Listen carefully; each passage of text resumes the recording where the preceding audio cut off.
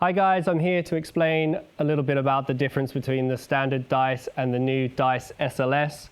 Let's start off with the dice. It's basically a graphical change. We really pushed this kite as far as we could with the materials that were available at the time, and it's still the go-to kite for big air kite loops. You're able to wave ride, and yeah, it's just a really nice feeling kite, precise, good bar pressure, and you're really able to express yourself on the water. So moving forward, we needed the new Penta TX material to really push this kite to the next level. So the new Dice SLS is going to be more precise handling. It's keeping its shape, its rigidity in the sky a lot more. For me, for instance, when I'm taking the 9 meter out in 40 knots, doing huge jumps and kite loops, the kite's keeping its shape, and the range is just so much easier to handle. The stiff structure also in the low end gives you a little bit more power too, because the kite stays in its position, keeps its shape, and is able to drive through the window, especially with the TX's lighter material. There's been a few other changes to the kite too, in terms of the design aspect, some changes on the tips, and especially the cone, which means how open or closed the C of the kite is. And this allows us to really tweak and get the right turn-in abilities and the sheeting pressure in combination all together in the handling to do what we want it to do.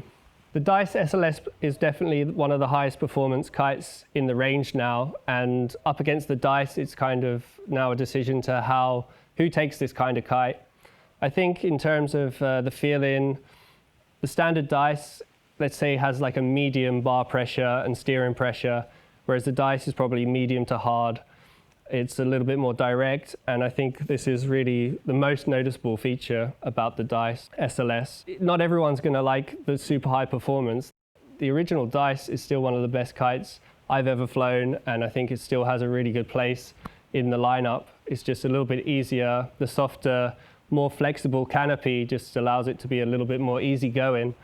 Whereas now the Dice SLS is a little bit more aggressive. You'll feel the gusts a little bit more, but at the same time, you'll be able to take more performance out of the kite, especially if you're a little bit more advanced rider.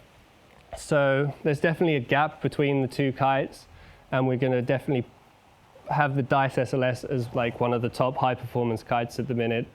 For me, it's one of the best kites in the range. I love it in strong winds, for big airs, for kite loops. And I think even in the lighter winds, you really see the performance gains, and just able to boost, have a really solid structure, and basically do whatever you want to do on the water.